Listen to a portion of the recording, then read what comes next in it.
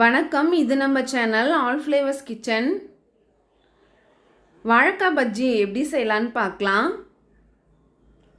அதுக்கு தேவையான பொருட்கள்: 1 கப் கடலை மாவு, 1/2 கப் அரிசி மாவு, 1 டீஸ்பூன் மிளகாய்த்தூள், 1/2 டீஸ்பூன் சீரகத்தூள், தேவையான அளவு உப்பு, கொஞ்சமாக பெருங்காயத்தூள்.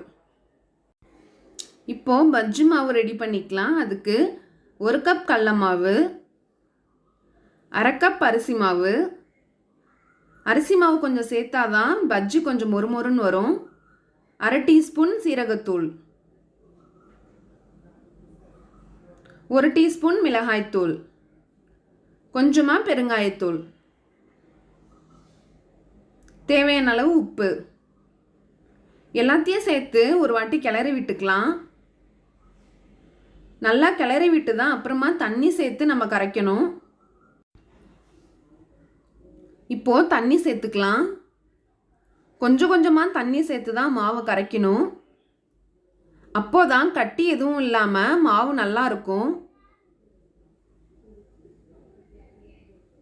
மாவு ரொம்ப தண்ணியாட்டமும் இருக்கக்கூடாது, ரொம்ப கெட்டியாகவும் இருக்கக்கூடாது. கரெக்டான பதத்தில் இருக்கணும். அப்போதான் பஜ்ஜி எண்ணெய் குடிக்காமல் நல்லா இருக்கும். இந்த மாதிரி இருக்கணும். நான் பேக்கிங் சோடாலாம் எதுவும் சேர்க்கலை. நான் இன்றைக்கி ஒரு வாழைக்காய் எடுத்திருக்கேன். இதை இந்த மாதிரி முன்னாடியும் பின்னாடியும் கட் பண்ணிக்கலாம். கட் பண்ணிக்கிட்டு இந்த மாதிரி தோல் நீக்கி எடுத்துக்கலாம்.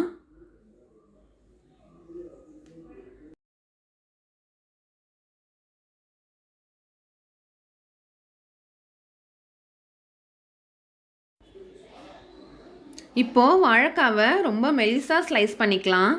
நான் இந்த மாதிரி வெஜிடபிள் கட்டர் தான் எடுத்திருக்கேன். பாருங்கள், நல்லா மெலிசா வந்திருக்கு. எண்ணெய் சூடாக இருக்கான்னு பார்க்குறதுக்கு கொஞ்சமாக மாவு சேர்த்தா மாவு கீழே தங்காமல் டக்குன்னு மேலே வரணும்.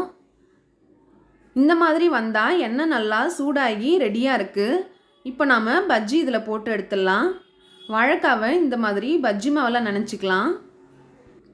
இப்போ இதை எண்ணெயில் சேர்த்துக்கலாம். அதே மாதிரியே எல்லா வாழைக்காவையும் சேர்த்துக்கலாம்.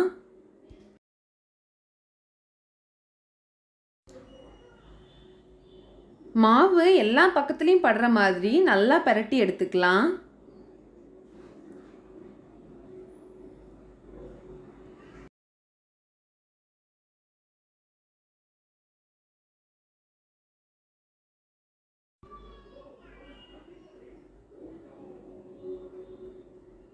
இப்போ இது ஒரு பக்கம் வெந்ததுக்கு அப்புறமா திருப்பி விட்டுக்கலாம்.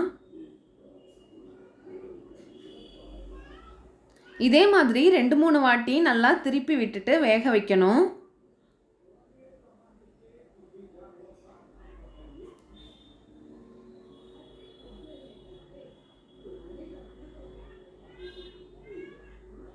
பஜ்ஜி இப்போது நல்லா வெந்துருச்சு. இதை எடுத்துக்கலாம்.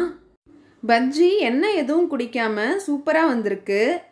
இது மாதிரி 2 வாட்டி தட்டி விட்டுக்கலாம். அப்போ தான் எக்ஸ்ட்ரா இருக்கிற எண்ணெய்லாம் வடிஞ்சிரும். நல்லா ஃப்ளஃபியாக வந்திருக்கு. அவ்வளோதான், சூப்பரான பஜ்ஜி ரெடி. நீங்களும் இதை கண்டிப்பாக ட்ரை பண்ணி பாருங்கள்.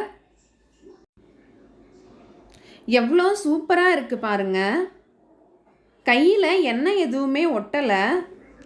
உங்களுக்கு இந்த வீடியோ பிடிச்சிருந்தா மறக்காமல் சேனலை லைக் பண்ணுங்கள், சப்ஸ்கிரைப் பண்ணுங்கள், கூடவே இருக்கிற பெல் ஐக்கானை கிளிக் பண்ணுங்கள். நன்றி.